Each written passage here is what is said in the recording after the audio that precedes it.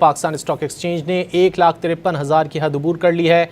Stock exchange में 1,031 points के इजाफे से 100 इंडेक्स 1,53,232 पॉइंट्स पर ट्रेड कर रहा है। पाकिस्तान स्टॉक एक्सचेंज ने 1,53,000 की हद अबूर कर ली है। स्टॉक एक्सचेंज में 1,031 पॉइंट्स के इजाफे से 100 इंडेक्स 1,53,232 पॉइंट्स पर ट्रेड कर रहा है। कराची इससे आपको खबर दे रहे हैं, पाकिस्तान स्टॉक एक्सचेंज में नया रिकॉर्ड कायम हो गया है। 100 इंडेक्स 1,53,000 की हद अबूर कर गया है। 1,031 पॉइंट्स का इजाफा रिकॉर्ड किया गया है PSX 100 में और इस वक्त इंडेक्स 1,53,000 पर ट्रेड कर रहा है।